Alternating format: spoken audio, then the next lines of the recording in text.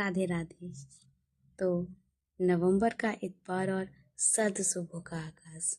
चलिए चित्रा और सुदीप के साथ शुरू करते हैं। अक्टूबर 2010, बनारस। बनारस शहर सच और सपने के बीच में कहीं बसता है। बनारस में कोई समझ नहीं सकता कि सच क्या है और सपना क्या। कोई यहाँ सच ढूंढने आता है तो कोई सपना भूलने।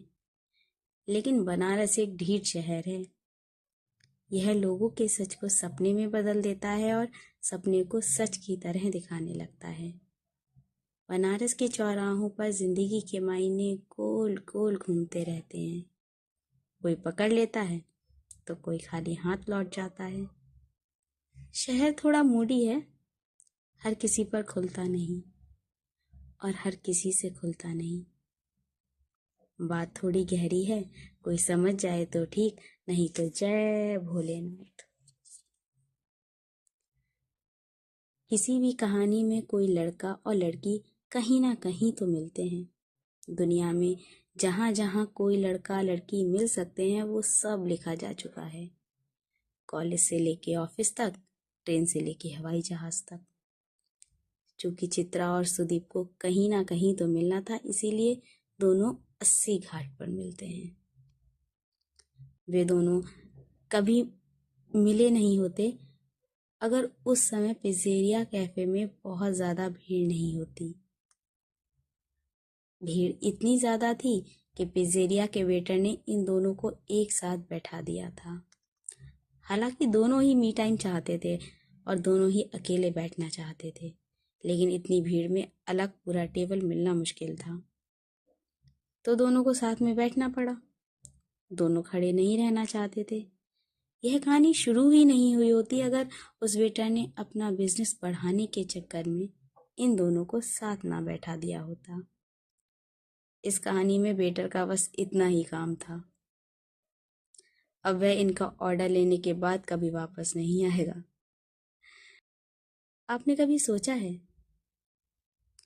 रोज तमाम कहानियां ऐसे ही वे लोग शुरू करते हैं जिनको कभी पता ही नहीं चलता कि वे कहानी का कितना अहम हिस्सा हैं। सुदीप की उम्र है करीब 25 साल। उसने कैजुअल काली टी शर्ट और नीली जीन्स पहनी हुई है। चित्रा की उम्र है 26 से 27 साल। चित्रा ने शॉर्ट कुर्ता और नीली जीन्स पहनी हुई है। ये दोनों कौन हैं, क्या करते हैं, धीरे धीरे आपको पता चल जाएगा। अभी जानने लायक बस इतना है कि दोनों एक साथ कैफे की टेबल पर हैं। दोनों ने एक एक पिज्जा और नींबू शहद पानी ऑर्डर किया है।